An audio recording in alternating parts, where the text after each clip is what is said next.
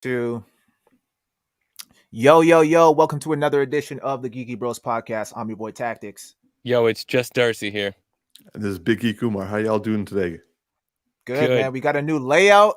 Yeah. It's not that Yeah, new, we did. but we got rid of the whole StreamYard ad there, so that's pretty cool. So hope you guys like the new look. Yeah, and now it really looks like just Darcy because it's just like you guys got two Yeah. three names, like not just one. I was just looking at it. I'm like, that's just one. We got name tags. Darcy. It's just Darcy. In case y'all were confused, it wasn't actually just Darcy as two words put together. Because if people come up to me and be like, "Yo, just Darcy," I'd be like, "What?" I wouldn't mind that though. That'd be cool. Yeah. Or it's like, hey, it's just. Well, actually, that's kind of insulting. Yeah. I've been insulting myself this whole time. It's all good. All right, Umar, what's on the agenda today? All right, so this has been a topic this week. I like to call it the slap heard around the world. So I don't think anyone needs to. I was slow on that one. Okay, it took me a second. I got it. Oh wow. So our first topic is going to be the biggest topic of the week, and it does fall under our geeky news because it happened at the Oscars. Will Smith, in a active defense of his wife from being insulted, got up on stage and slapped Chris Rock while he was presenting at the Oscars. It was not a joke, and it wasn't a bit. It just was a moment that happened, and Will Smith has since apologized for the slap. Chris Rock seems to be trying to put it behind him. He's obviously not pressing charges, and Will then subsequently won Best Actor, his first Oscar, like an hour later. Nonetheless, this has been a point of discussion, and what I will say personally, I thought it would be a one-day, or what I believe should have been a one-day, maybe two-day conversation, has not stopped going, and has, from my perspective, actually been like increasing the more time has gone by. So I wanted to check in with my bros on this topic and see what they thought. So Darcy, let's start with you, man. Like, what did you think about this entire situation? I have so many thoughts. This is gonna be the whole podcast. First off, let me put the context of how I found out about this, okay? Because that's even more interesting, or adds more layers to it. So I didn't know the Oscars was going on Sunday night because, like most people, I never know when the Oscars are going on, which is a big part of the conversation right now. But I will say that this has definitely brought the Oscars back into conversation. Absolutely. So I didn't know about it, and my sister had actually been messaging me for like a couple of weeks, just randomly every so often. She'd be like, "Hey, have you seen King Richard? Have you seen King Richard?" So on Sunday night, my partner and I was like, "Hey, let's watch a movie, sit down together." And I'm like, "Hey, let's check out King Richard." My sister's been talking about it. I showed her a trailer. She's like, "Yeah, cool." So we watched King Richard. And then literally after the movie's done, I'm like, "Oh, this movie's so good. He did such a good job." I'm literally comes up my head. I'm like, he should win an Oscar for this. Open my phone, and all I see is Nicole Kidman's face, and they're like, and they're like this is Nicole Kidman's reaction to like Will Smith and Chris Rock issue, and I'm like, what? And I go look it up, and I'm like, I start watching with my partner, and she's just like it was an emotional reaction. It's a whole lot of things. Now, let's get this out of the way first. Nobody in this situation is not at fault. The joke, even though it isn't the harshest joke, you could perceive it positively. At the same time, he should be aware. One, I mean, maybe he said he's not aware that she had alopecia,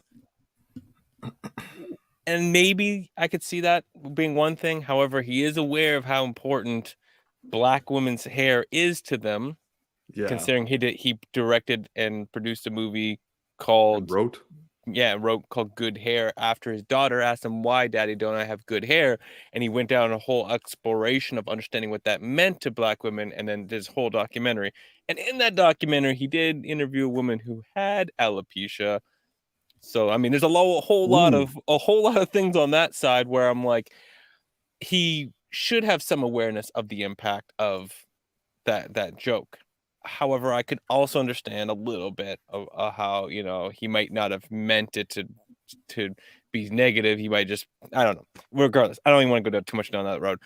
On the other side, you know, the emotional response, Will defending his woman, that's kind of understandable. However, violence is obviously not understandable, and the very like strong language and the tone of everything and the energy he brought to the room just is very wrong. And I feel like one thing that's like hurting me the most, you know, just because Will has always been like somebody who, when I was young, always looked up to a lot, and so that negative energy was just not good to see. However, I'm not overly like as surprised as some people, because like if people hadn't seen his recent documentary of getting into the best shape of his life, that was like a 5-day docu-series where he ends up going through, and he intends to do something really big, but then ends up going down this path and realizing he's not emotionally well, and he has a lot to do for his mental health, especially with everything that's been happening obviously in the public for him, and a lot of things where he'd built up a persona around his entire life with his family and his children, and now realizing that it's essentially like he's on bad foundation and he's got to rebuild his emotional mental health and whatnot. So I'm not overly surprised that like he had a really negative emotional reaction, because he's probably going through all kinds of emotional roller coasters in his life. Doesn't excuse what he did, but there's also understandable. At the end of the day, though, consequences got to be laid for this. And I think one of the reasons why things keep escalating is because there hasn't been consequences. And it's not just about the celebrity status, but it's just like, while there's no consequences, it's just a thing that keeps people going on about it. One thing I gotta say, though, that's really upset me a lot in this situation, in the terms of the response, is the number of people just trying to use it for their own gain, profitable, or get their own fame. For instance, there's one person I follow, I don't remember why, some rapper or whatever, and every day he's put out like a brand new rap making fun of the situation. And it's just like, there's so much there that's just like, yeah, okay, fine, everyone dropped a rap like day one on Monday, okay, Or but that, yeah, right, but like every day you're gonna keep doing this to try to blow up. I can't lie, some of them are funny though, but like straight up, but like there's so much, like it's like I feel bad because I laugh at some of them, right? Like you see the one where it's like Will Smith is a fish smacking Chris Sorry. Rock is a zebra. I'm like, yeah, it gets you, but and at the same time, I'm also mad that people are doing it, and I feel bad that I laugh, and that I feel mad, and the conflict of it. But I don't know. I personally, I just like, I want this to be put to bed, but I need consequences for that to happen. It upsets me that you know, that he decided to do this, and that we had to watch something. Like, we've all seen people act that bad, right? We've all seen people offline in real life, you know, yell at another human being, like, you know, keep your name out your mouth or whatever. I've seen people do that. Yeah. But seeing it in that stage, in that light, when you definitely should have, you know, taken that to a side conversation. You should have, between the on the commercial break, gone back there and had some strong words with the man. Not putting any hands on him, but you should have been like, you disrespected my wife. I blah blah blah blah, whatever comes out of that, right? Should not have been handled like that. It should not have been handled like that, and that's disappointing, and that hurts me. So I don't know. I got so many feelings, but I'm gonna pass it over to somebody else before I take over the whole episode. T, how about you? So I have a lot of thoughts on this, but I'll try to make it quick for the sake of time. First and foremost, I what I'm about to say, I don't want to condone Will Smith's actions at all. I don't condone violence unless it's a situation or a scenario where you're having to um, fight for your life, kind of thing. Other than Necessary that, defense. necessary defense, exactly, right? Um, I understand where Will Smith is coming from, but before I get into to all of that, I first want to just give credit to Chris Rock. Yes, the joke was in poor taste. I agree with some of what I heard people say in regards to the joke about you know, jokes are supposed to be inclusive and they're supposed to, you're not supposed to punch down, you're supposed to punch up, right? And I wholeheartedly agree with that. And I feel like when it comes to jokes, like I'm torn because I love comedians. I love comedy. I love watching stand up. And you know, I'll agree. Sometimes they do push that envelope, and that's part of what makes it funny, which at the same token is you kind of have to reflect on your own personal opinions on it and be like, okay, well, why am I laughing at this? Why is this so funny? And I think when it comes to jokes, everything, like a joke is a joke until it's not. And I equate it to kind of like when, for example, let's say, you know, you're Darcy, for example, let's say you're play fighting with Ching, you know, it's all fun and games. You guys are just like joking around and she catches you off guard and hits you in the chin or some shit. And you're like, what the fuck? You know what I mean? I feel like that's kind of what a joke is. It's like everything is all fun and games until someone kind of takes it too far. And then you're kind of like, oh, that actually hurt a little bit. I'm bleeding a little bit. You know what I'm saying? Like, That's fair. so I comedians are aware of the line that they cross, right? And I think, um, you know, sometimes they have to suffer the consequences. Like sometimes a person isn't going to take your joke lightly, and you might get rocked from time to time. Is that excusable? No, absolutely not. Like I said, I don't condone violence, but again, I understand. You know, regardless of whether you want to argue It's that, the reality oh, of the situation. it's the reality of the situation, right? Now, in regards to this whole Will Smith thing, or sorry, well, Chris Rock, he held his composure.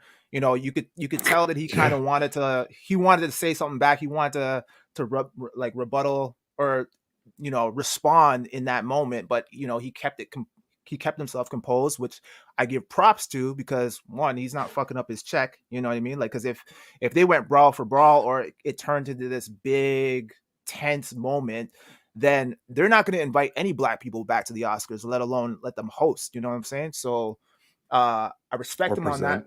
Yeah, you know, I respect him on that account. So the fact that he was able to maintain composure during that, because yo, he got the bowels slapped out of him. Like you could tell as soon as he got that slap, he was trying to do his speech and he was like barely getting it together. So to come I back also from that, want to say that, like, when I saw the video of like the slap, I thought it was like on like fast forward or something because like Will just like was walking up and then whoosh. I yo, was like, oh I didn't think it was real. Like I similar to like yeah, Darcy, like I woke up and like I'm part of like my family's group chat on WhatsApp, and one of my cousins, they posted, "Hey, did you hear that Will Smith slapped Chris Rock?" And I'm like, "Oh, it's probably some kind of a bit." So I'm going on YouTube and I'm checking it out, and like just the way he walked up and like Chris Rock, it's almost like he was like he had his chin forward, like he was waiting for it to happen. So I'm thinking, okay, yeah, it's gonna be some kind of hilarious bit or whatever. You know, they're gonna make a reference to the last time that Chris Rock was taking shots at them, the first time that he hosted the Oscars. And then I saw the slap, and I was like, oh man, like yo, the editing is solid on that because that shit looked real. And then come to find out that it actually was real. And then, you know, you actually see Will's reaction after that. And he's like, you know, what he said, like, keep my wife's name out your motherfucking mouth, whatever, right? So yeah, but what I'll say in terms of the actual slap is this is a much deeper rooted issue than the joke itself. And I'm gonna play a little excerpt from Will Smith's book if you don't mind. It's not long, so it won't take up any time. But go for it. I'm gonna go. Chapter 1. Fear. I've always thought of myself as a coward. Most of my memories of my childhood involve me being afraid in some way. Afraid of other kids, afraid of being hurt or embarrassed, afraid of being seen as weak. But mostly, I was afraid of my father. When I was 9 years old, I watched my father punch my mother in the side of her head so hard that she collapsed. I saw her spit blood. That moment in that bedroom, probably more than any other moment in my life, has defined who I am today.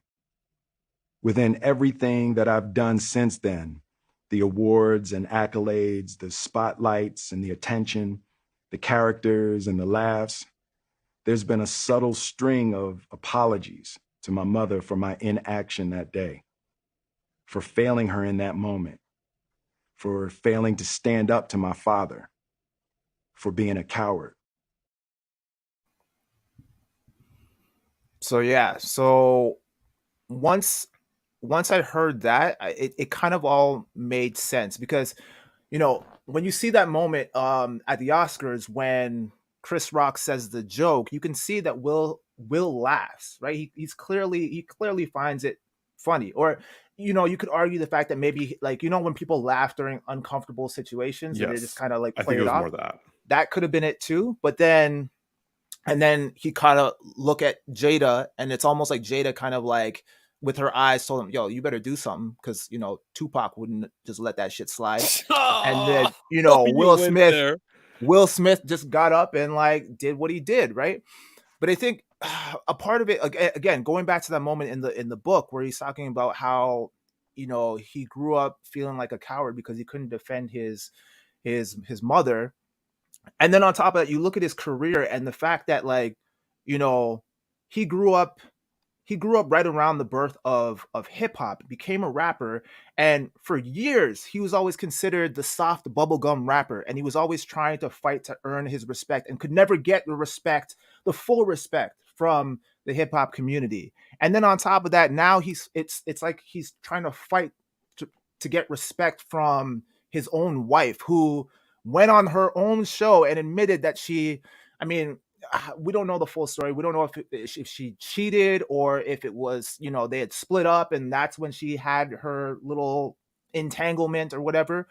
But the fact of the matter is, like, Jada doesn't seem like she respects Will at all. You know what I mean? And I feel like that's what kind of fueled this entire thing. You know what I'm saying? Like, I feel like he is trying to live up to the standard that, and again, I know I referenced Tupac, but I feel like, because he had even went on a talk show, The Breakfast Club, and he was talking about how he was jealous of Tupac and Jada's relationship, even though apparently it was never sexual between them.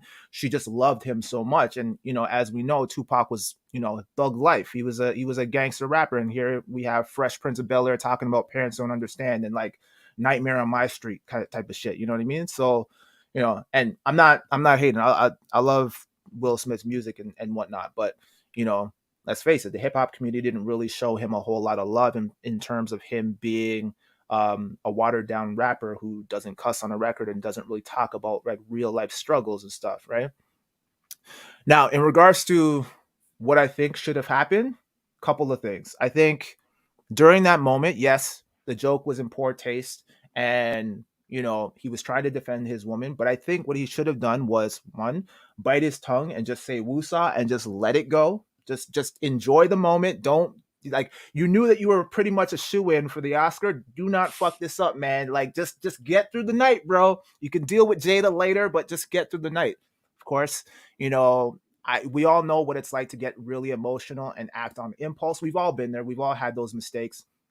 So if that wasn't going to be an option, the second option would have been to pull a Kanye West and just walk up on stage and be like, yo, Chris, I'm gonna let you finish, but you're disrespecting my wife right now. She's going through something right now, and you've been pointing jabs at us for like years. And, you know, I just want to have a good night. You know, you could say whatever you want about me, but just please, for tonight, just leave Jada out of this. You've poked jabs at her enough. Let's just try to get through it. And please just apologize to my wife. In that situation, two things would have happened. Either Chris Rock would have been like, yo, it's just jokes, man. Why are you being so serious, you know? And then at that point, Chris Rock would have looked like an asshole because he was like, yo, you're poking fun at Jada for having alopecia and all that shit, and now you're not going to say sorry.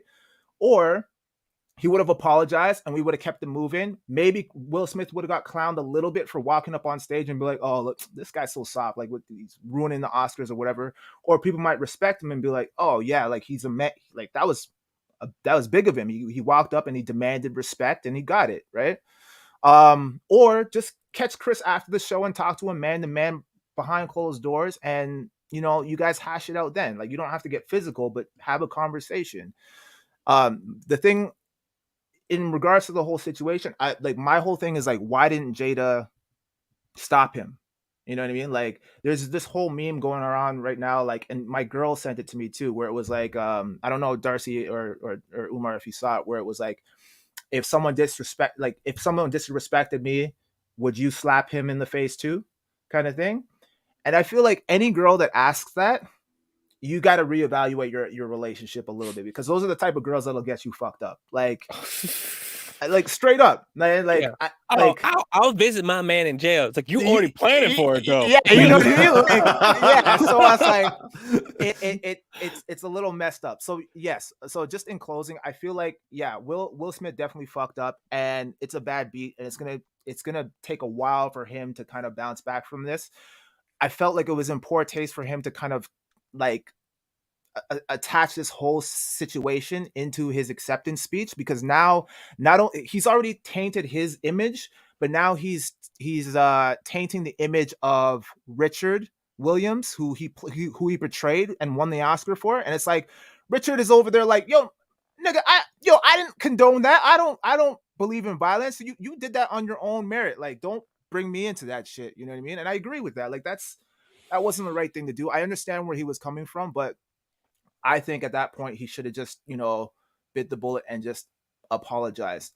But what I will say in regards to all of this is, before I close it off and I send it off to Umar, we all make mistakes. We're all human. And this is why I don't idolize celebrities. The problem is, a lot of people put celebrities on a pedestal and think that they're this perfect, they paint them in this like picture perfect image, and that they're squeaky clean and everything like that. And then when they do like one little thing, and your mom got scared, sorry, I had to do, but they do this one little thing, and then everyone's just like, oh no, cancel, this guy's toxic or whatever.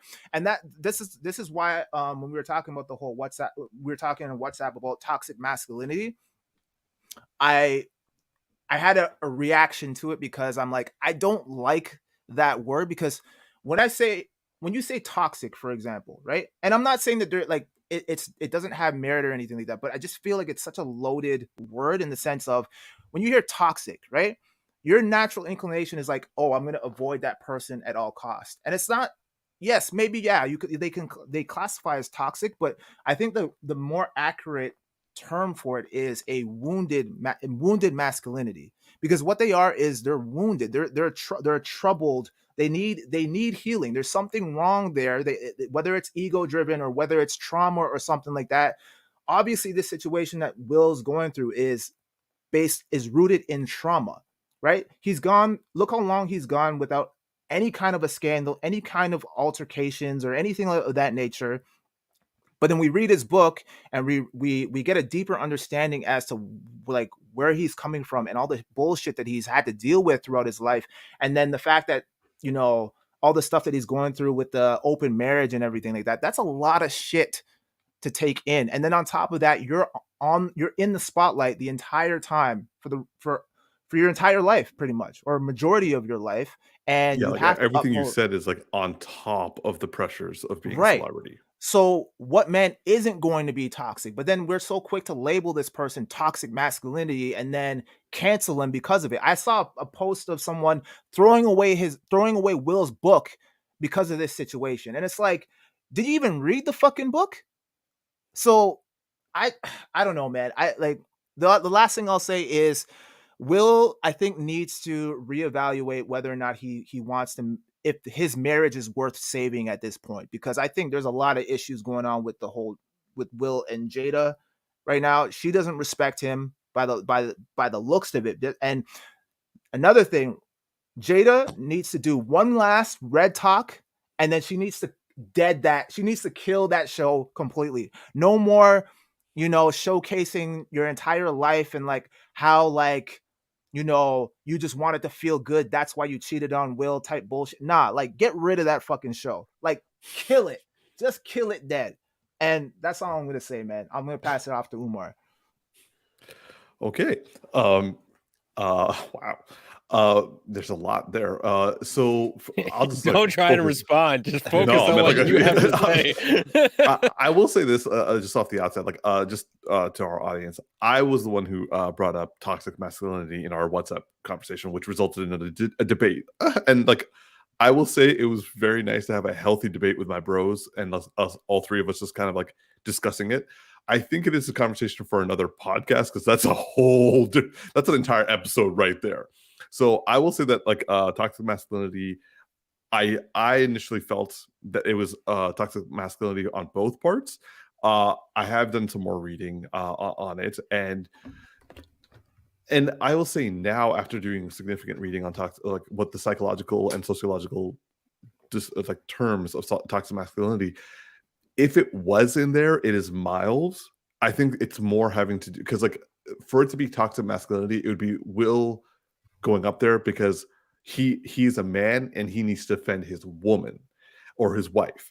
I think it's more of a person defending his family from attack. And literally, if like, for example, if Jada got up on stage and slapped Amy Schumer for making a joke about Will's book and like his abuse of his father, would I consider that to be like on the same level? And after a while, I actually thought about it. I'm like, yeah, it is essentially on the same level. So it's not toxic masculinity. It's actually having to do with two people who just like, as Tactix and Darcy are saying, kind of had a human moment, an understandable human moment, a potentially relatable human moment, but still a human moment. And also all three of us, I think the Geeky Bros are all in agreement. This was a mistake. This should not be condoned. This is not something that we are like, you know what, you get it, Will, or give Chris Rock a reprieve. No, Chris Rock made at worst an ableism joke, at best a poor taste joke.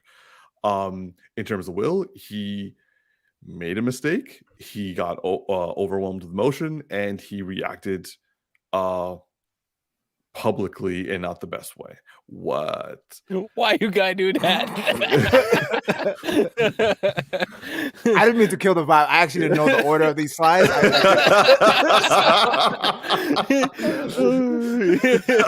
I was like, well, that defeats the whole purpose of my conversation. But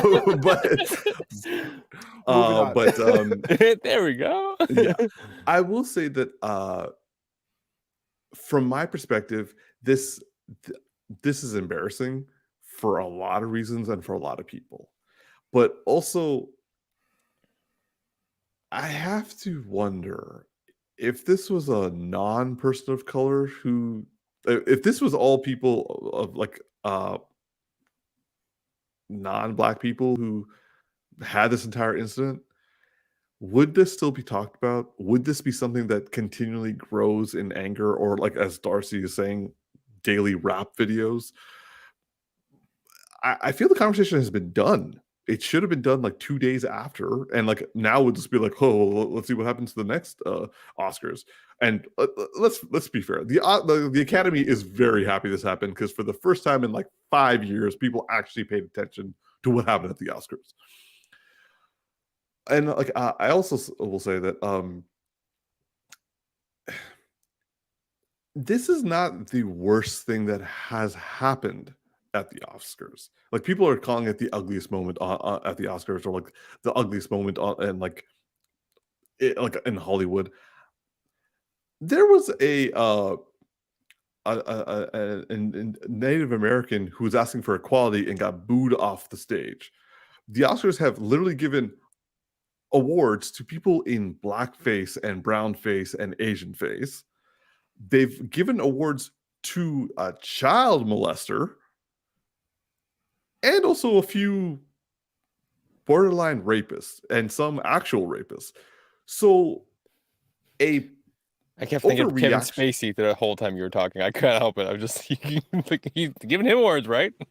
Harvey Weinstein. Oh my lord, yes. Like it's not like no one knew about it at that point. It wasn't like this wasn't discovered at Me Too. It just was publicized. You know the people giving them the awards knew about it. Exactly. So the presenters and the people who awarded them. Yes. So again, all three of us not condoning violence, not condoning the joke that Chris Rock gave. But guys, this is not that big of a deal, aside from the fact that it was famous people who did it and on screen. But at the same time, like Tactix is saying, there's a lot there, and kind of it's for the three of them to work out. I can understand that, and this is unfair because Black people they feel like they have to be perfect all the time. Otherwise, they won't get invited to the Oscars. They won't get invited for roles. They wouldn't be invited, or they wouldn't be, I should say, allowed to do things that the other people are allowed to do. So go on.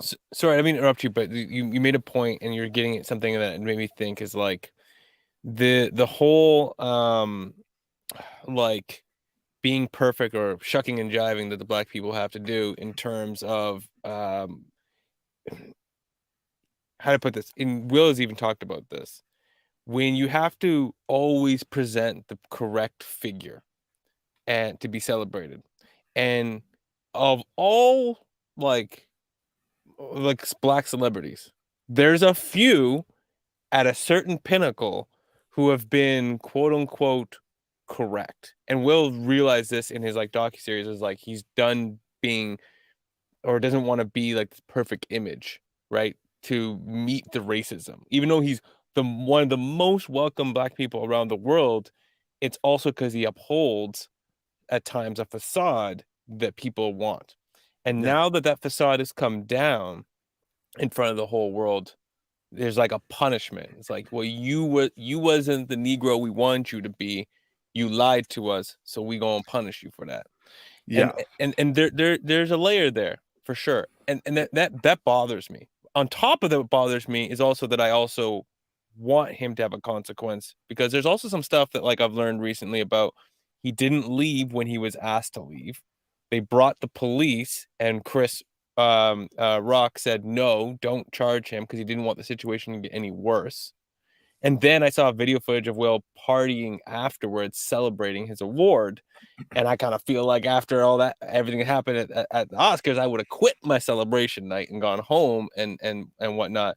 But when I saw the footage of him celebrating, he didn't look all right in my mind. Like he looked like he was trying to put himself in the moment. It was a show. Yeah. But it like he shouldn't have been there. And so for those actions that followed after, like the things like after the slap, the negative actions, like it's going to bring a consequence, and I want there to be a consequence, but I don't want the public lynching that's coming with it as well. And that's where I think I can see why a lot, and I feel like they feel they need to do this. Like I feel a lot of Black celebrities are actually being harsh in their condemnation of what Will did to not get that negative backlash on all people of color. And that's just not fair. Because like as I said before, like Roman Polanski is still like, people were still like accepting his movies, and I'm just like, really? And like Halle Berry was, I mean, people debate if it was, but she kind of was not really well, like she was kissed against her will at the Oscars. So all I'm saying is, this is not the ugliest moment in Oscar history. This is just, frankly, this is just kind of like a whoa moment that I think, because it's three people of color who are involved, that this is getting blown out of proportion and is getting such a strong reaction, because I think a lot of white people are getting upset that they're being told to, like, you know, stay out of this conversation because it's kind of not involving them, or that they shouldn't really be commenting as much as they are. But at the end of the day, like all three of us agree, it shouldn't have happened. Will shouldn't have done it. Chris definitely should have said it. But here we are, and me personally, I'm saying I think it's time to move on. Like this conversation has been had. We don't need to keep rehashing it, but nonetheless, we're getting daily, like stronger reactions to what's happening. Umar, I'm just gonna disappoint you now. You know we're gonna be talking about this for the next 2 podcasts. Yeah, bro. Because the consequences are gonna come from Oscars, and then there's gonna be the reaction and the people talking about it after the. And don't forget, Chris Rock still has to make his response to it. He hasn't said anything about it yet. So, but he kind of partially did though. He did, yeah, but he didn't really get into. No. I actually liked his response though. For those who didn't, well, he's playing it smart. He's playing it smart. No, he's dragging it out. Right? I agree with you. We're definitely going to be bringing this up in all the reasons you just said, but also I feel certain roles are going to start getting recasted or dropped, and it'll be in line with what's happened over here. And I feel that's going to be something for us to talk about in the future as well. I think the reason why this is being blown out of proportion is because you would never expect this from Will. Yeah. Not Will Smith. You know what I mean? Like there's a handful of people that you'd be like, yeah, like if you had woke up, I thought it was a bit. Yeah, but if you had woke up to someone like for example, he would never be at the Oscars, but let's say Eminem slapped Chris Rock in the face or whatever, you guys wouldn't bat an eye. I wouldn't be in a rush to watch that because I'd be like, all right, I kind of see how that might unfold, right? But Will Smith, you're like, oh shit, I gotta check. Is this a bit? Like you don't know, right? And I still will say he has a lightning fast slap, like. Yo, bro, he put his. I didn't see it coming, and I was watching for it. Yo, he trained to be Muhammad Ali for a period of time, man. Like, don't forget that the guy actually trained to have fast hands. Muscle memory, like, cause he put his entire body into that slap and walked off like he was getting ready to go on set to Men in Black or something like that. He was like his jacket and everything, like. But, I agree with you. I thought it was a bit too, by the way. I thought it was until he started yelling, and I was like, no. Yeah. But even that seemed like out of place for him. It's like he didn't want to do it, but it was like he was having an out of body experience, and just at that point, he kind of just ran with it. And then there's a phone footage of a different angle. Someone like I guess was recording it on their phone or whatever. And Jada, like she's just like this, like the entire time has no reaction, as if she was expecting this to happen. And so that's what's really like kind of questionable. I'm like, Jada had the power to, like, if it was me and it was my girl, I would hope that she wouldn't instigate something. She would be like, she would grab me and try to calm me down and de-escalate the situation. Yeah, right? Like what you doing? What you? Yeah, like sit back down. Yeah, you know what I mean. Or not right now. Yeah, let's just tone it down a little bit. But I think we'll get him at the after party. Yeah, exactly. Yeah.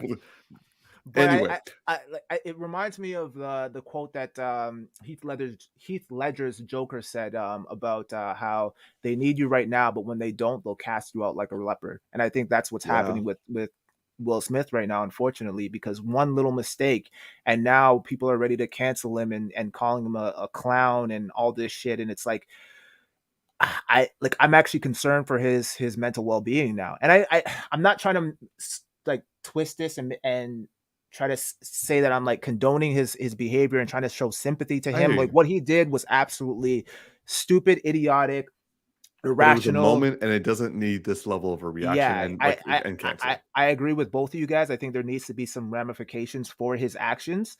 To go as far as strip away his Oscar, I don't know if that's the best thing to do, but I mean, there's been talk about his membership being revoked for a while. Yeah, okay, and then that will make him ineligible to be nominated for any future movies. So I think that's a pretty. He got his Oscar. He's fine. Yeah, but yeah. So I'm just going to wrap up this topic for today, because we clearly going to be talking about it in the future. Sorry, one more thing, because Maybot just reminded me that I guess whatever Marvel movie Jaden was going to be a part of, you can kiss that whole thing goodbye. Well, Jaden may be fine. Will was also up for a conversation for in the MCU too. Yeah, but then Jaden, he made a tweet saying that's how we do it, and I don't know if that's gonna pan well with Disney after that. I understand that you're trying to be there for your family, but Yeah. yeah, I this still could, think this could hurt. I still think Jaden's going to be fine in comparison to Will.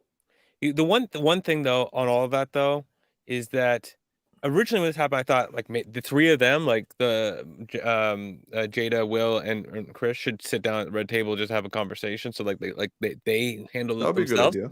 Yeah, but the one thing I think is still has a Needs to chance do of that everything. fucking show.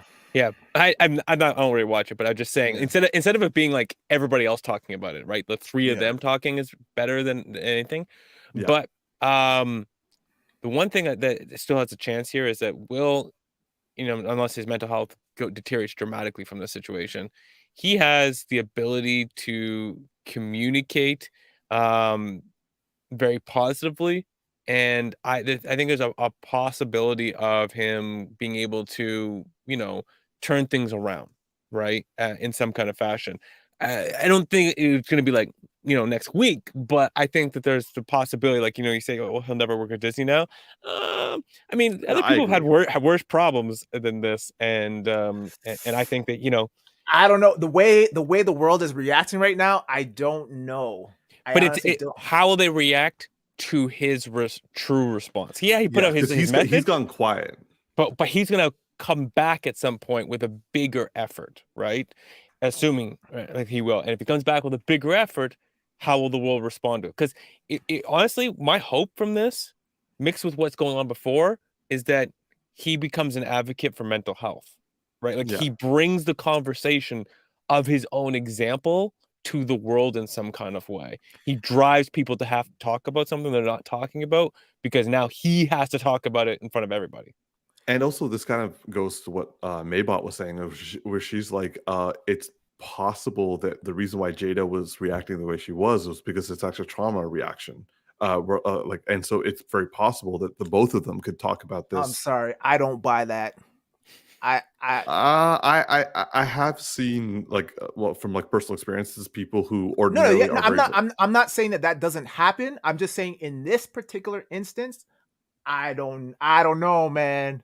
I don't know. Okay. I don't know. We'll leave that for another day. And moving on. There's no better way. There's no better way. On for now.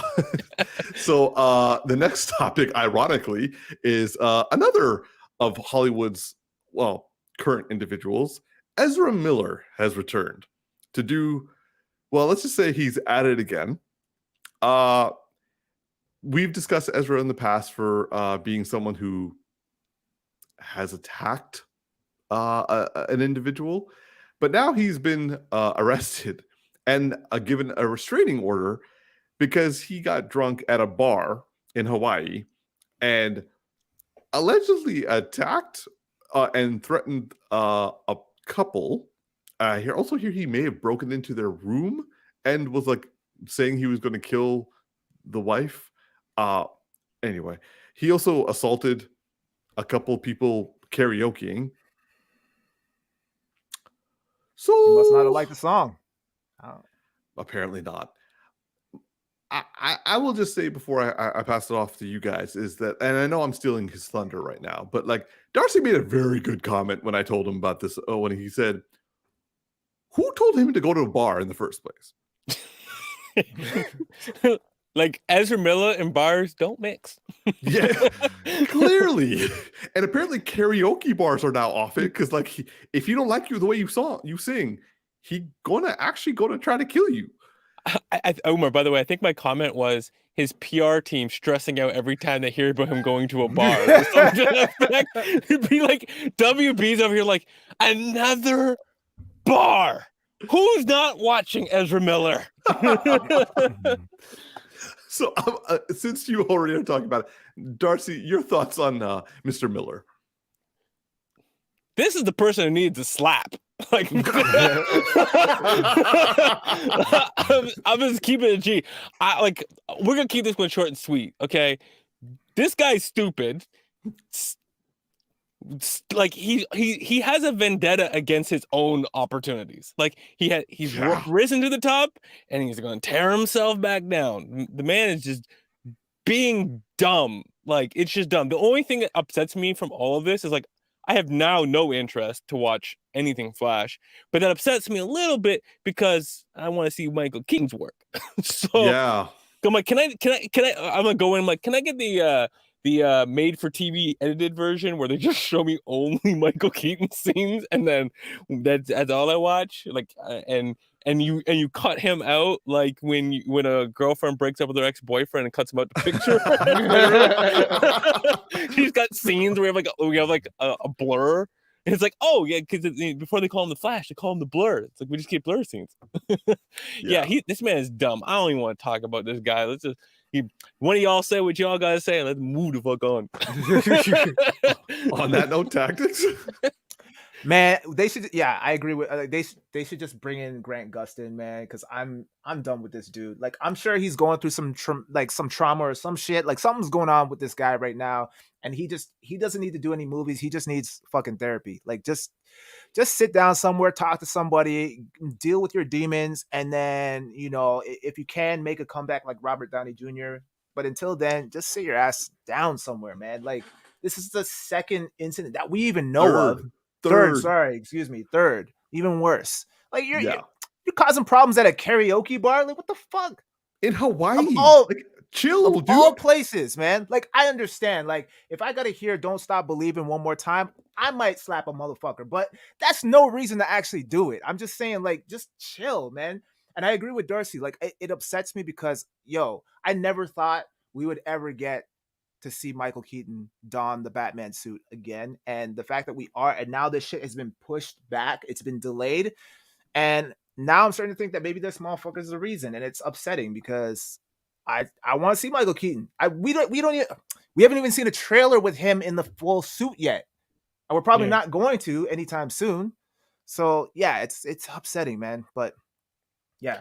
By the way, I like your idea. Bring Grant Gustin in. Don't even explain it. Just and just put him in there because, like, he's a Flash. It's multiverse. It doesn't matter. No, you know what it's gonna be like the Fresh Prince when they replaced Aunt Viv, and then Jazz is like, something different about you. Just have Batman say something like something different about you. Yeah, you just need Aquaman be the perfect person to say that. You just be like, yeah, well, like what? What? And that'd be it. Like, I mean, I honestly would love that, and I'd love that for Grant Gustin because, like, I'm like, yeah, the show's gone to trash, but like, I have no problem seeing him play the Flash. I just need better writers around the property that he's on because he's you can tell him. They're holding him back. Oh yeah. I mean, they're holding a lot of things back, like good writing. Yeah. So, okay, my 2 cents on this situation is WB, y'all need to, like, work on who you choose for multi-project situations. Like, Ezra Miller is in both your, like, the Flash series, which you wanted to, like, do more of, or Justice League, but also on top of which, he's now in your Fantastic Beasts, with already had issues with J.K. Rowling and her, like, whole transphobic, like, declarations. WB, you gotta sort shit out. Like, you gotta fix this up, and like, it's working against you, and you guys are already losing. You don't need to tie your horse to, like, things that drag you down. So we've always wanted Grant Gustin. Give us Grant Gustin. The Flash movie has like 3 different Flashes in the movie. Just have him get rid of all those and have Grant Gustin, and you said like Maybot and Courtney and Ron are talking about, Michael Keaton and Grant Gustin way better than Ezra Miller and Michael Keaton. No one's going to be like, oh, I miss Ezra Miller, because while he's a decent actor, I'll give you that, he's a decent actor. He's not really the person you want to die on the hill for, and he can't run worth shit. Oh my god! If I have to see him run like that, like, it makes no sense. This is him running. Like, I think Olympic, like, runners are even like, what the fuck is he doing? Yo, I like John Campea said, like, well, who's the last time you seen somebody actually run the speed of like light or sound or whatever? And it's like you show me like the proof of how you're supposed to run. And I'm like, I don't know, but you're supposed to look like you're tripping. Yeah, Like he looks like the man's gonna fall over the entire time. Like you're just worried. Anyway, so like as you guys have wished, we're moving on. So our next topic is going to be a trailer that I didn't really think is needed. And after watching it, I still don't think it's needed, but here we are. Top Gun Maverick. Now, I mean, do we even need this? But here we are, because why not? So, well, I think I've given you my opinion of this entire situation. So I'm going to go to you, Tactix. What are your thoughts That was on the new trailer / what this movie looks is going to be like? I have no thoughts. I don't care. I didn't even watch the first Top Gun, and I didn't even watch the trailer. I totally forgot this was part of the agenda, so my apologies, but I did not prepare for this at all. I have nothing else to say. Tom Cruise is cool, but I much rather watch Mission Impossible. I mean, not cool as a person. I don't know him personally. I'm just saying, like, he's cool as an actor. Like, I like his Mission Impossible movies. That's what I'm saying. So give me more of that, and that's it. But the Top Gun, I don't care. I don't care. Darcy? Fair. I'm gonna have the most positive review of the three of you, but not by a significant margin. This movie, like, I like movies about jets. I always have. I grew up watching like war movies when I was a kid, and That's new. I didn't know that. Yeah, I didn't know that either. I had a relative at the time, watched a lot of war stuff. Anyways, and my grandfather is from the Navy, so Bro, we gotta talk about jets more, man. I feel like I don't even know you. I don't love them that much. I don't know anything about them. I didn't know you loved them at all, bro. So like, this is all new. I feel like you're a stranger to me, yo. We're gonna have a Bollywood and Jets night. That's what we're gonna do. I'm not gonna be able to show you anything. I like when I see jets on screen. I don't know anything about jets. Okay. Here's the most I know about jets. My grandfather, when he retired, was actually asked to come back by the Canadian Navy to rewrite all the manuals on the jets because apparently he did a better job explaining it than Boeing. So that's as much as I know. Okay, just a big props to Grandpa there. Who are you right now?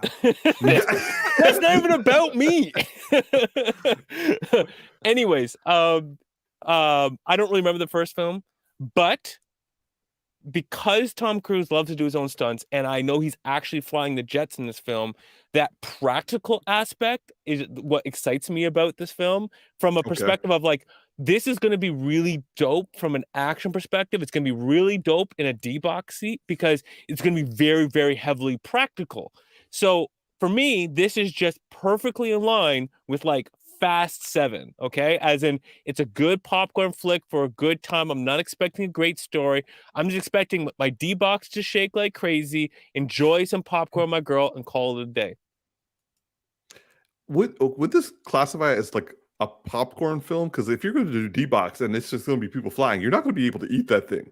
No, bro, that is a popcorn film. You gotta fight to get the popcorn as much as possible. That's not what I worry about, man. You eat while they're talking and you hold on while they're flying. It's not that hard, Umar. They don't fly the entire movie. They ain't got that kind of budget. He's trying to burn calories on cheat day, bro. Yeah, that's smart thinking right there. Just holding on, hold on. No, but like for me, it's a fun time movie. I don't expect to want to rewatch it again.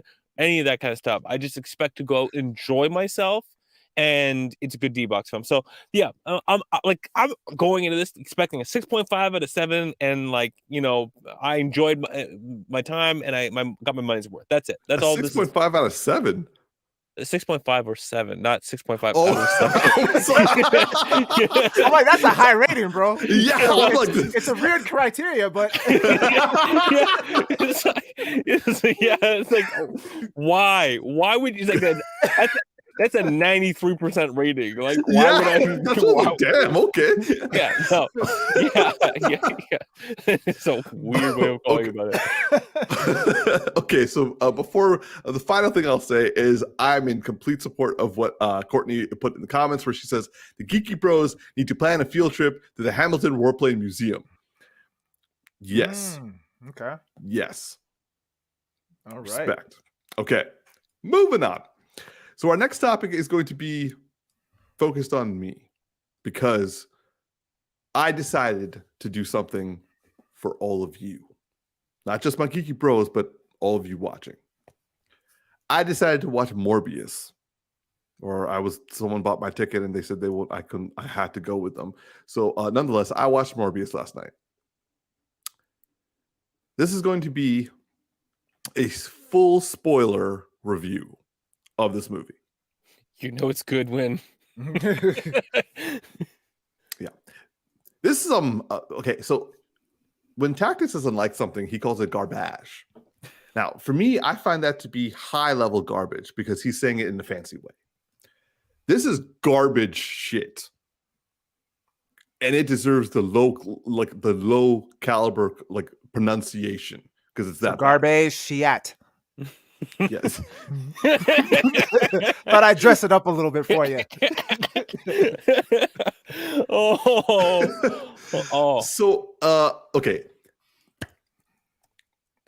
This movie barely made sense. And I do mean like it was hanging by a thread through the entire film, that of it actually making sense. It was, as I will say, that this is like rock bottom in terms of comic book films, with Michael B. Jordan Fantastic Four movie being like subterranean. This movie felt like a 15-year-old wrote it, gave it to his dad, and his dad was like, I have nothing else to pitch today, so I gave it to Sony, and Sony was like, okay, that's the only pitch that we got today. We have to make this film to make our quota. This movie felt like it had to be made, but I couldn't see the reason why it was made. Also, it was inherently contradictory multiple times. Like, literally, they would say something as this is a secret project. I can't tell you, so I could give you plausible deniability. And then literally would then proceed to give the full secret story without anyone asking for it. It was like, I'm giving you plausible deniability. By the way, here you go. Here's everything you need to know about it. They would also have a moment where they're saying, I need to stop him. He says this after he didn't stop the villain from killing people, and also ran away. It wasn't like he was beaten by him. He just was standing there and got scared, I'm assuming. He got scared of him killing other people and ran away, and then was like, no, I need to stop him. And I'm like, why didn't you try to stop him in the first scene? He also literally, he wrote down, I have 4 hours and 22 minutes before I have to feed again. And then said, I have less than 4 hours to a person in the subsequent scene.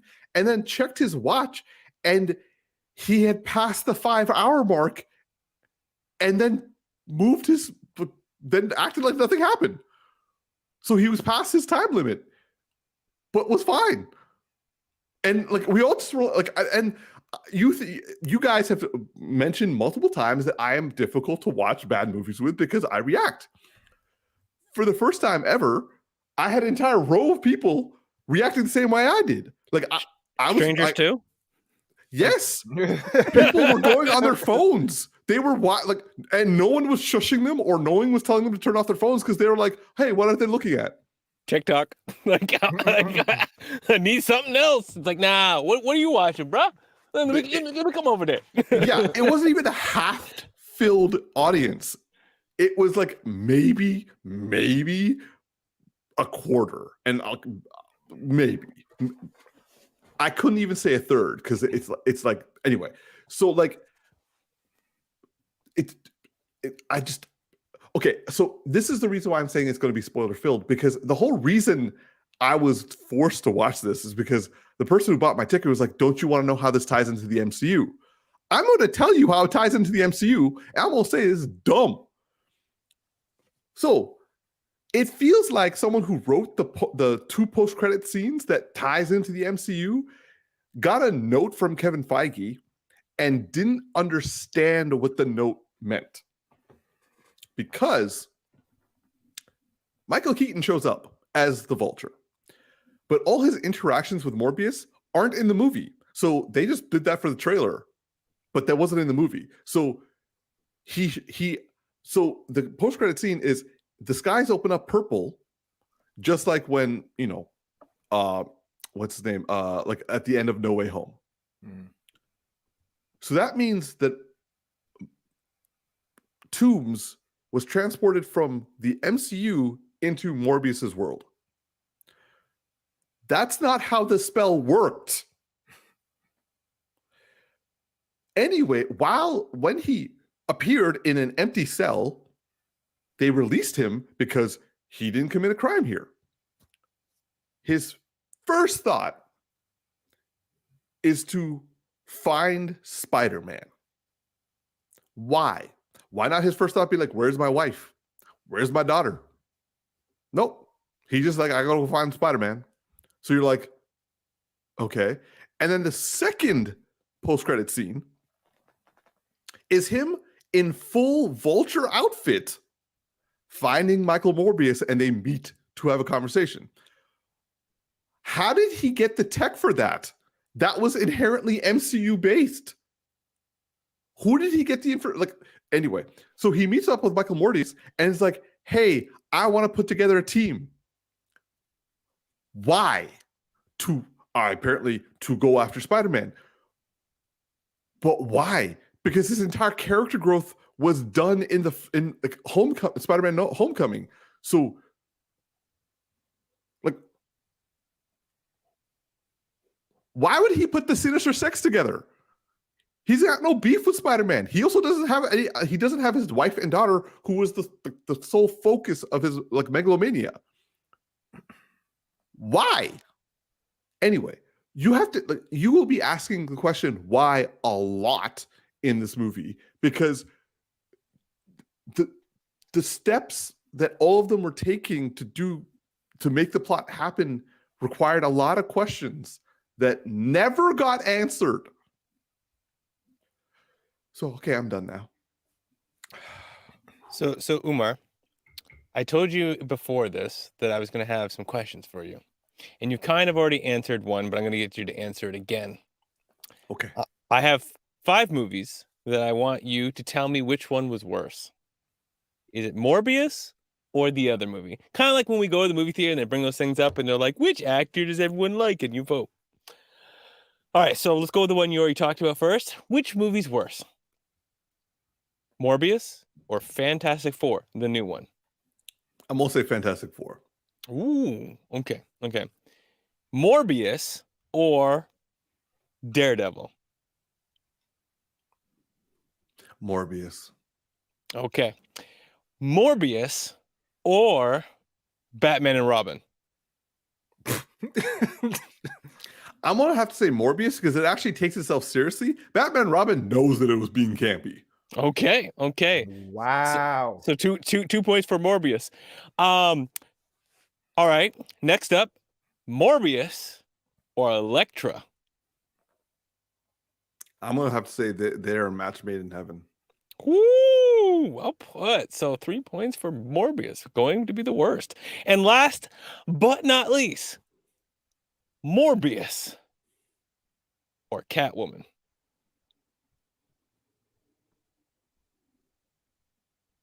I think you broke my brain right there.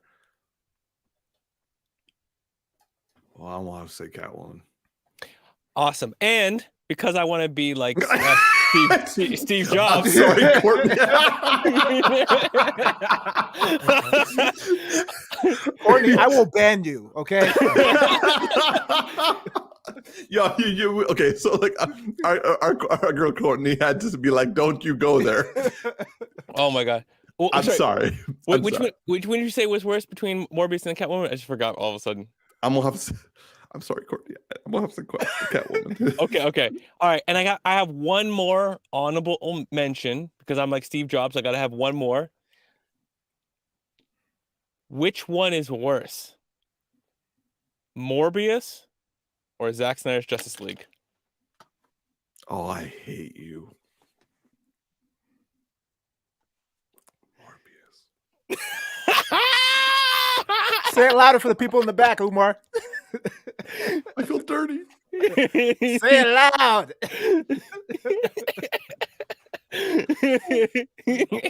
You're a fan and you're proud.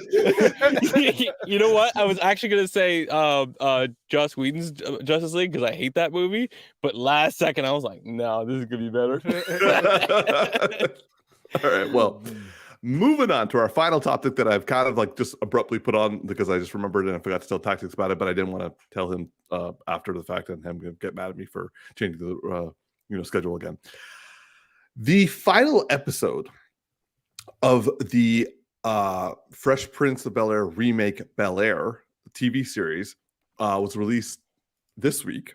So all 10 episodes have now been released and have been all of us have watched it. So I figured we were going to give a end of season review overall. What did you think? So Tactics, let me start with you. What did you think of this season, this as a whole, and also of the last few episodes of Bel-Air? Oh, was that the last? Was that the Yeah. last?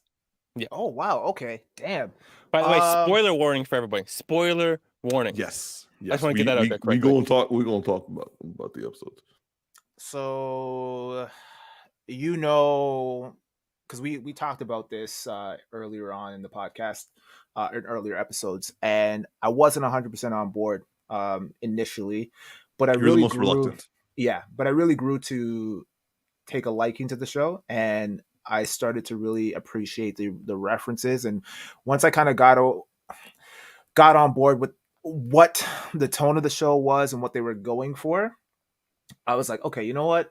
I'm gonna kind of detach from the original series and kind of just look at this through a different lens. And I ended up really enjoying the show. Again, I don't know if I would have checked it out or would have been inclined to really follow the storyline all the way through had it not been associated to in any way to the Fresh Prince, the original series. But because it has that nostalgia factor, and I'm always there like waiting, okay, like what are they going to reference today? Because it seems like in every episode there is some kind of a subtle, sometimes the references are really subtle, and then sometimes they're very overt if you were a big fan of the sitcom. So yeah, all in all, very solid. Each episode was captivating. I was invested and really interested in the show. Not really liking Uncle Phil, and I like he's kind of grown on me, but I don't mean that as like a harsh criticism. I think that's kind of the angle that they're going for. Like everyone, it seems like they He's have more a lot of. Yeah, there's a lot of growth that still needs to happen with a lot of people, but like the Uncle Phil and Jeffrey confrontation kind of like rubbed me the wrong way, because I was like, oh, this is a very different Uncle Phil than what we're used to. At least, yeah. I mean, granted, you can make the argument that the show was more so about Will than it was about Uncle Phil, so we didn't really get to see that side of Uncle Phil. It was always just the fat jokes and like poking fun of him and all that stuff like that. So maybe Uncle Phil was that way in the sitcom, and we just never got around to seeing that, right? But yeah, it was a little bit off-putting.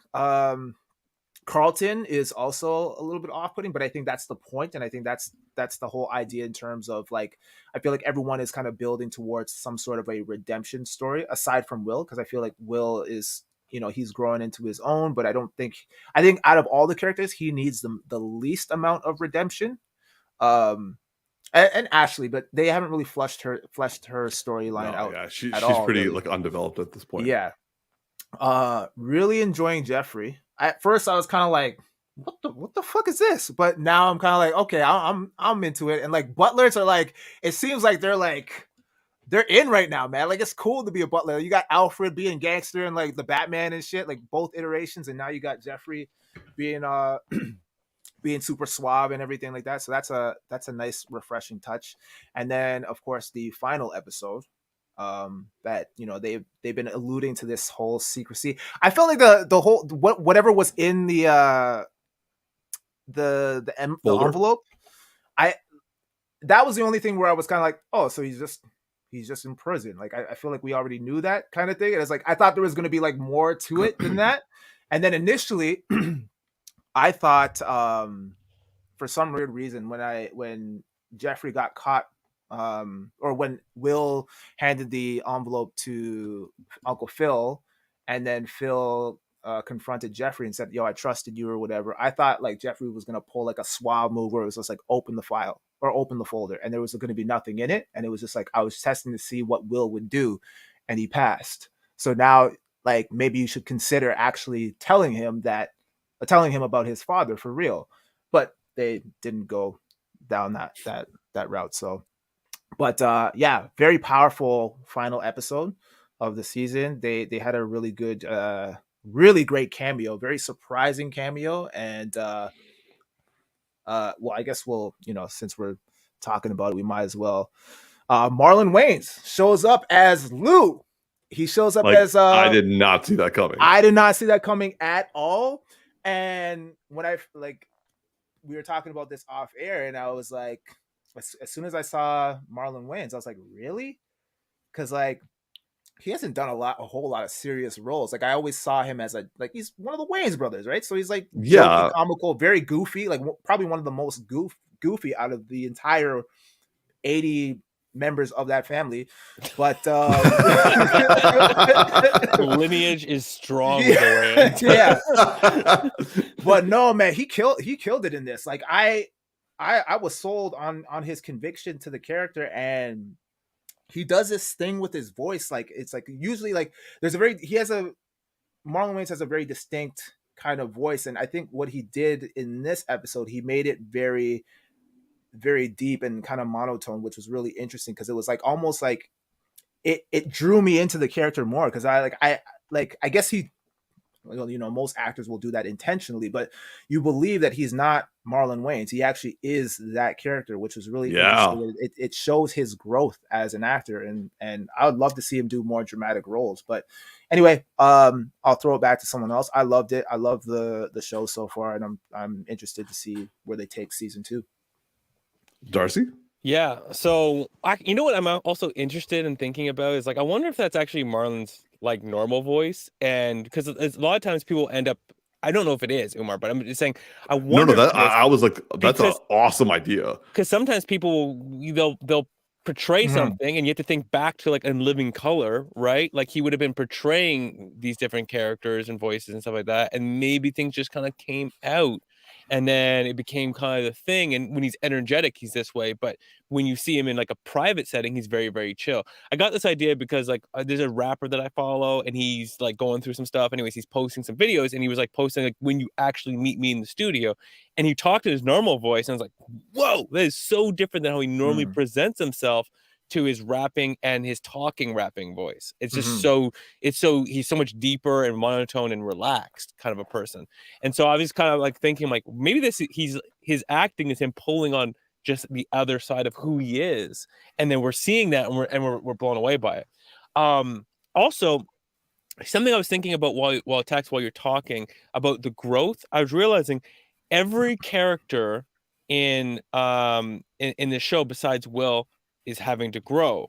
And then it reminded me, if you actually think about how the sitcom went, Will represents down to earth and humility, and the rest of the family were kind of above the rest of everything else, right? They were in that prestigious, but they lost their being in touch. And like in the Black community, there's like the Black people who lost touch, and then the one who's still in the trenches and is in touch and whatnot. And I think that they've actually captured that really well and drawn that out, because you have to draw that out in a drama where Will comes and reminds them of a lot of things that they've forgotten, and brings depth to people that have been maybe a little more shallow. So I think that's been a very strong thing that they brought in. Like, I'm loving Carlton at this point. Like, yeah, there might be like a moment or two here and there, and yeah, he's supposed to be annoying, but I love the bond. And even though, like, I know some of the points you're going to make, Umar, about his performance in the last episode, there was a line that he said where he's always been there for me. And I like that because it's showing the depth of like them growing as brothers, because out of everybody in the family, or at least the parents, especially the father, because he needs another male figure in his life, his father, he makes a line where he's like, my father is not being honest. He's not answering, he's not giving straight answers. But Will has been consistent with me, right? That's a big like dichotomy, and realizing how important it is. Now, going back to Marlon here, oh my God, I was this scene, like, at first I saw the back of his head and I was like, is that Marlon Wayans? 'Cause I don't know what it is about him and his like hair, but I always recognize him from behind his head. I can always tell it's him, unless he were to grow a big afro, then I would be confused, right? But like, so he pulls in and I see him at first and I'm like, I don't know if I'm gonna be able to take this guy seriously. And then like shortly thereafter, I'm like, I'm starting to take this guy seriously. When there was the dialogue between him and Uncle Phil, that was strong. But when him and Will got into it, when it got like at the end, when they were chucking it up and they're like, oh yeah, things are good, and then Will flips it on him. Will is not. He's like it was almost strategic. It was almost like he was like, I'm gonna like let this go positive, and then I'm gonna test you. And he failed that test with flying pieces of shit. Like, he failed that test so badly. And it gets so intense. I'm gonna spoil this right here, but like they start yelling so bad, and then Marlon grabs him by the freaking throat, and the reactions to all of that and the way it was delivered, I was like, I felt it deeply. I felt that dialogue, that anger, very deeply. I was like, it was the reverse of what we got from the original show. And we're gonna probably get to that emotion from the other side. Ironically, I've been getting those feelings kind of like from the original show with the Uncle Phil. Why doesn't he want me, man? I've been getting that like depth from, ironically, other characters, a bit from Carlton, from myself personally, which I really like. But this, and like, the reveal he was in jail wasn't that big of a deal. I was kind of like with you, Tactix. The one thing though that was big about the whole thing is like the lie. It's the lie. It's not that he was in jail. It's that everybody lied about it and held that lie for so long. That is like what everyone was so afraid of. And we only got a moment of this, only a split moment, but I felt it in, this is a showing, not saying thing. When Vi and Aunt Viv had to talk over the phone, we don't know where he is, we're gonna find him, and then Vi just going in on her, and then you see that moment, just a split second at the end, where they just both are crying on the phone. Like, that's gonna do a lot of pain, but can also give a lot of growth for them as sisters, or a lot of healing.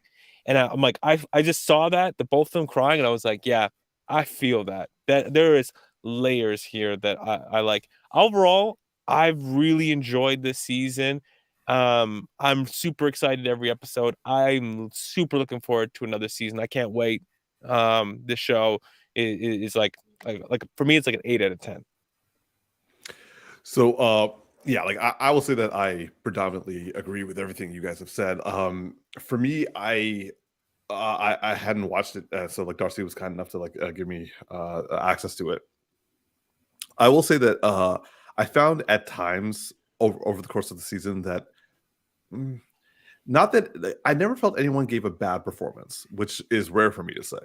I felt everyone gave really good performances, especially when things got very intimate and in your face.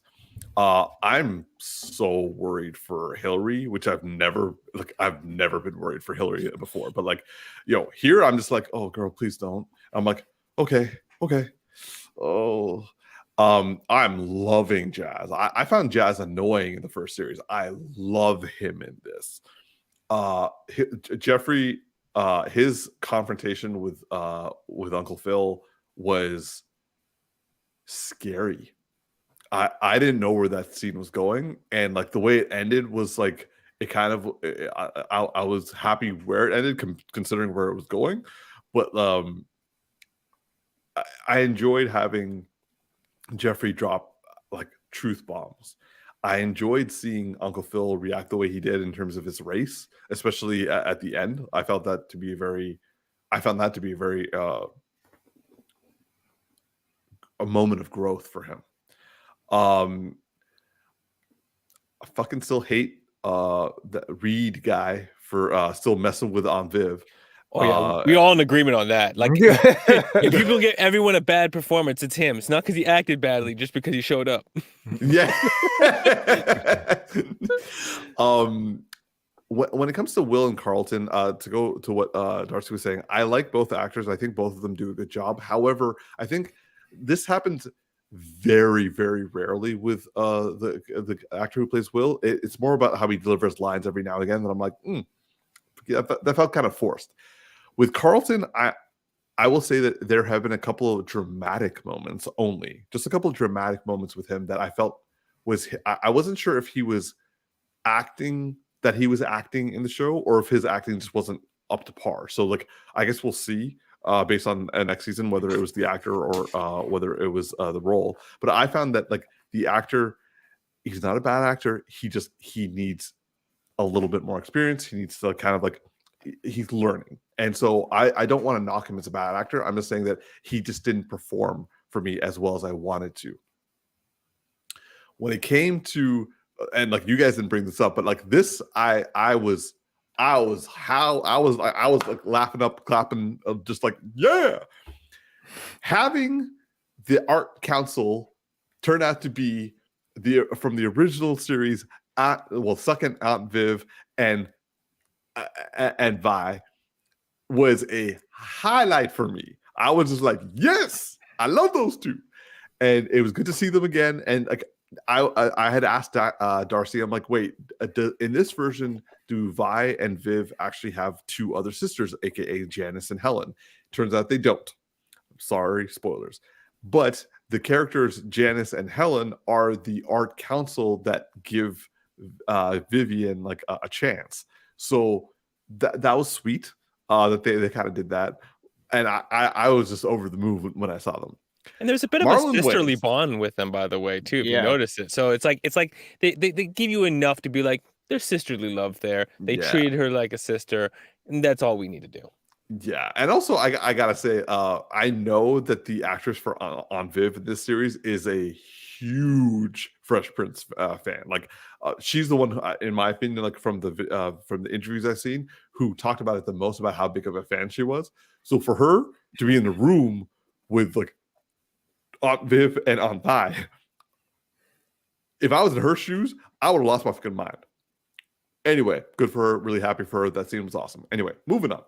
Well, not from this topic, just from that statement. When it comes to Marlon Wayans, I did not recognize him. I'm like, who's it? I'm like, oh, okay. I lied. Going back to the moment again with the art directors, when they were, one moment that I picked up on and I actually got a little teary-eyed was when Aunt Viv was giving out her artwork to the council members to look over. The actress who played Aunt Viv, she took one, and it looked like it kind of looked like a big man with a big heart. I noticed that too, yo. And she starts caressing it, and I'm just like, "Is that Uncle Phil?" Yeah. And I paused it and I looked at it, and I'm like, and I actually like, oh, hell, I'm getting it right now. I teared up, and I gotta say, like, I love that subtle moment. It goes back to what you guys were saying. Like if you didn't know the show, you wouldn't actually catch some of those things. Mm-hmm. But that was wonderful. Mm-hmm. I found that to be such a beautiful addition, a subtle addition. I'm not hitting you over the head thing. And it was Aunt Viv who did it, and she was the one who like caressed the photo. And I was like, great touch. Yeah. So going back to Marlon Wayans, I had no idea who it was. I was just kind of like, who is it? Who is it? Because like you just see the back of his head, and like my mind were racing. I'm like, that doesn't. I thought it was going to be Carlton from the original series, and I'm like, is it Carlton? Is it Carlton? And then he turns around, I'm like, Marlon Wayans, and then I was like, wait, is it Marlon Wayans or Damon Wayans? And then I was like, oh, it's the guys later. And then like Tactix told me it was Marlon Wayans, and I felt really good that like I called it the first time. But yeah. When he walked in, I was like, oh God, are they going to make this whole thing funny? And then like he started talking. I'm like, is he going to be like that the whole time? And then like he had the conversation with Will, and I was like, and then it escalated the way Darcy was saying. And I was like, holy, I was just blown away. I was watching what was happening. And when he grabbed Will by the throat, I literally went, and when Uncle Phil came in and he's like, don't you ever touch him. I was like, this is bad. And then when Aunt Viv had the phone conversation with Aunt Vi, I was just like, and final scene with Will and Jazz was, I had wanted a little bit more depth in terms of like what Jazz was saying, but like to be honest, that's a lot to put on him. So I checked myself. I was like, okay, let's rewatch the scene, and I focused in on Will, and in that scene, I saw a kid, and I can also see, and I will understand that a kid will never understand this until he gets over. But like the adults were actually trying to prevent this from happening. This moment that he's breaking down. He's not sure. He's literally like questioning whether anyone even wants him when it's clear that like two homes want him. His mom wants him back, but also like the Banks family wants him back, and in a way Lisa does too. So yeah, I have to say that this show continually gave me nostalgia in all the right ways, gave me changes in characters that I didn't even think I wanted to see, that I'm glad I'm seeing, and just took things in directions that I wasn't prepared for, and I loved it. Also, the music is dope. Yeah. I mean, I wanted to. Sorry, go on. No, I was just gonna say, and I agree with all your points. That was great, Umar. I wanted to go back to what you were saying about Carlton. I feel like I agree with what you're saying about his acting, and for me, I was a little bit confused because like it did seem like they were establishing a brotherly bond, but then in that moment, especially when he slipped I guess he slipped his wallet into Will's pocket, and then he went straight to Lisa, and then he started getting all emotional. For a moment, I was like, okay, is this Carlton like being like sneaky and conniving and trying to play up the emotional card so he can get closer to Lisa? And then he gave Will the money so that Will would like, because he still cares about him, but he's like, he wants Will out of the picture, because in that same episode, Carlton started getting closer to his father. Like now that his father is no longer in the campaign, he wants to hang out with Carlton a lot more. So now Carlton's like all gleeful, and he's like, yeah, I get my dad back, and this is perfect. Now Will, like he doesn't even want to be here anymore. So now like things can go back to the way they were. And then, I can play up the emotional card. Lisa will feel sorry for me, and then we'll both be in this vulnerable state, and then maybe I can get back with her. Like I thought I don't know if that's where they're going with it. And if that is the case, it's disappointing, but in a good way. Disappointing because it's like, I kind of liked that they were having this brotherly bond, but now it creates this drama and this rift because like Carlton really hasn't changed it all that much, if that's the angle that they're going for. And I guess it'll play up the dramatics in the show. So that's good. But yeah, that's kind of where my head went when I saw that scene. So I was like, all right, I got to keep an eye on this guy. I'm gonna jump in on that. I took it for an honest portrayal instead of like being like a dishonest thing. Like when at first he's like, no, don't go. And then when he's like, no, he's gonna go, I took it like, this is Carlton doing the full circle and realizing like I can't stop him, but I'm going to try and to protect him and dropping the money in. Mhm. And I took like when he went to Lisa, like he wasn't using it to win Lisa, because as much as he cried, he's a person of anxiety. He's a person of, and this person has become his rock. And so, he's just scared that he's going to lose something that's become his rock that he didn't know was so important to him. And he knew that he first thought that Lisa might be the person he go to or would have an idea of what's going on. And it's just the next person he trusts besides Will was Lisa. And so he's panicking and he's just going to her for help, and because he's breaking down because of what it's doing to him. I mean, if it turns into that drama, it better be done well, because that's cheap drama I don't want. That's all I'm gonna say. Then it just further validates Umar's point in that the acting wasn't really on point, because if he's trying to portray emotion, or like especially during that Lisa scene, I didn't believe it. It came off forced, and it's like I didn't get any emotion. Like when he was like crying, like I can't find Will, like it. I didn't buy any of that. So either his acting needs work, or he's just putting up a front to get to Lisa. So I'm hoping it's the acting thing, because that could. Okay. one out of 3 recommended. I might have cracked a little tear, y'all. Here. All right. Well, before we close on this, I just want to address Maybot's question, and I'm gonna direct it to you guys. So, Maybot's asking, comparative to the sitcom, how do you feel about this show impacts on today's people of color youth, or more importantly, Black youth? Would young Black people be able to relate and learn, or is this show more a drama and less of a lesson? So I'm gonna ask you guys that to answer. You didn't choose who you wanted to ask first, so That's true. That's true. I'll choose a Tactix first. I don't know. It's for me, it's hard to say. I've kind of been reading a lot comments here and there in terms of what people think of the show, primarily the Black community, and it seems like it's a mixed bag. And I don't know if it's just because people are so attached to the nostalgia of the old show, like I was, where they're just being adverse and resistant to it, or it's just not resonating with them, and everything feels forced and contrived. So for me, I don't know. I feel like I'd have to rewatch it again and get a deeper perspective, because for me, my main focus was just kind of like, I wasn't thinking of it that deeply. I was just kind of invested in the storyline and trying to see like what kind of references I could pick up.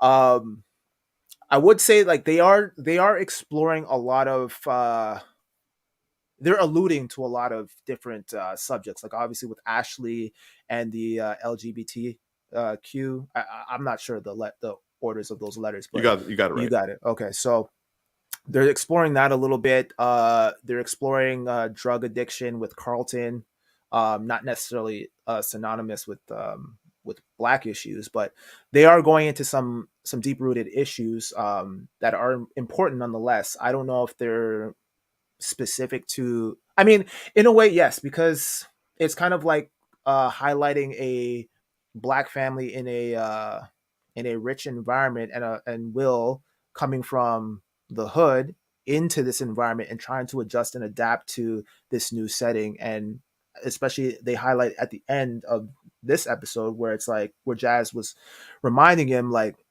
this place can make you forget where you came from, right? And Will, I feel like is starting to he's trying to come to grips with that. He's trying to figure himself out and who he is and where he actually belongs and stuff. So yeah, I don't know.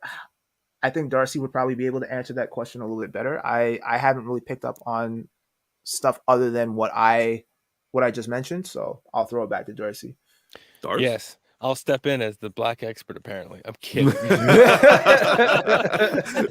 It's just how you're like you answer better. I'm like, oh, the pressure's on. Damn. So the answer for this for me is 50-50. And I mean that as in, I'm not stuck on a 50-50. I think the show is walking the balance line between those two things that she's asking. So like, if some people are like, say, disappointed it's not giving enough, I would feel like that their expectation is that it's a heavy lesson oriented show where it's like kind of every episode drawing home a specific point and trying to tell you about, either educate the white community on the Black experience or telling Black people what they should be doing. But it's not ever overtly doing that.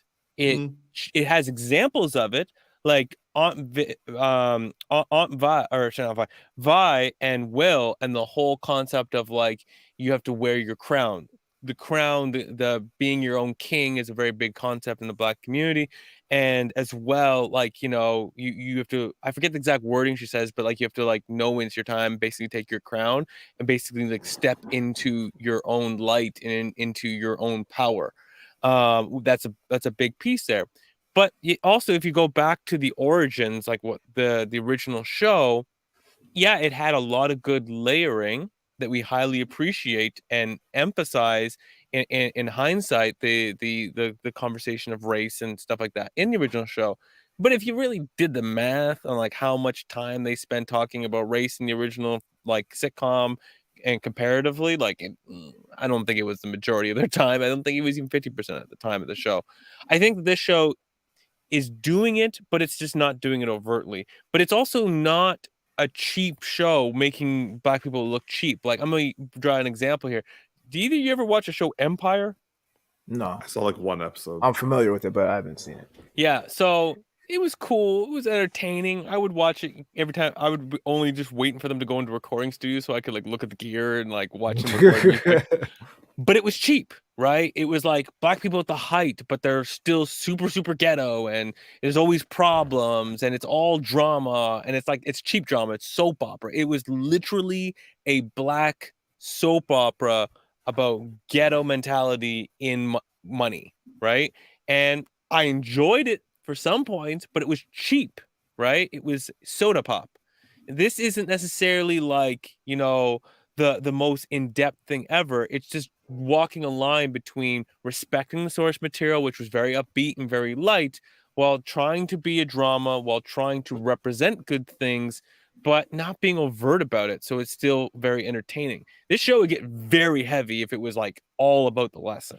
So, and I don't think it would be enjoyable. So I think it'd be like shoving it down our throats constantly. So I think it's 50-50 is the best way to put it. It's just walking a line. It's including it more than the original did, but it's not trying to like tell you like, hey, come here, let me listen to this Black lesson today. It's not doing that. Solid answer. See, Darcy was the man for the job. I told you, man. I told you. Well, I had time to think about it while you were talking. All right. Well, we're all out of topics, so I'm gonna pass it back to you, T. All right. Well, thank you guys for tuning in. As always, you can like, favorite, and subscribe. And we are on live every Friday at 6:00. That's Eastern time, right? I got that right. So, yeah. Anyway, I'm your boy Tactix, and this is just Darcy here. And this is Big Geek Umar. Live long and prosper, y'all. Oh, sorry, I clicked the wrong button. Hold on. Sure.